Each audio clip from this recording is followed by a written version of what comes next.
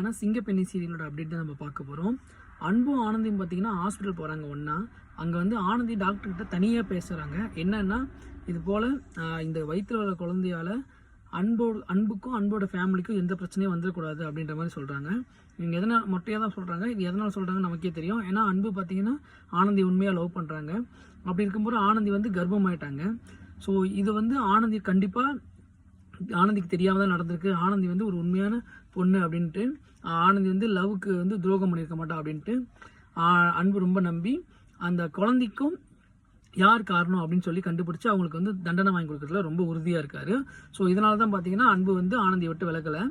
அடுத்து பார்த்தீங்கன்னா அன்பை உள்ளே கூப்பிட்டு டாக்டர் பேசுகிறாங்க. டாக்டர்கிட்ட அன்பு பார்த்தீங்கன்னா இந்த விஷயத்த தான் சொல்கிறாரு. இந்த மாதிரி ஆனந்தி வந்து நான் எந்த சூழ்நிலையும் அவள் வயிற்றில் வர குழந்தையும் ஆனந்தியும் நான் விட்டு விலக மாட்டேன், என்ன ஆனாலும் ஆனந்தி பின்னாடி தான் நான் நிற்பேன் அப்படின்ற மாதிரியும் ரொம்ப உறுதியாக சொல்கிறாரு. டாக்டருக்கே பார்த்தீங்கன்னா ஒரு ஆச்சரியம் தான், என்னடா இந்த காலத்தில் இப்படி ஒரு லவ்ன்ற மாதிரி. இதெல்லாம் முடிச்சுட்டு வெளியே வரும்போது என்ன ஆகுதுன்னா அங்கே மகேஷ் வராரு அந்த ஹாஸ்பிட்டலுக்கு. மகேஷ் பார்த்தீங்கன்னா ஒரு யாரும் மேலேயோ தெரியாமல் காரை ஏற்றிறாரு. அவங்கள ஹாஸ்பிட்டலுக்கு கூப்பிட்டு வந்து அவரே ட்ரீட்மெண்ட் பார்க்கறதுக்கு வராரு அந்த ஹாஸ்பிட்டலுக்கு. அப்போ வந்து இவங்களை பார்த்துடுறாரு. அந்த இடத்துல ஒரு ஷாக் ஆகிறாரு. ஸோ இன்னைக்கு என்ன நடக்க போகுது அப்படின்றத நம்ம வெயிட் பண்ணி பார்க்கலாம். Thank you friends.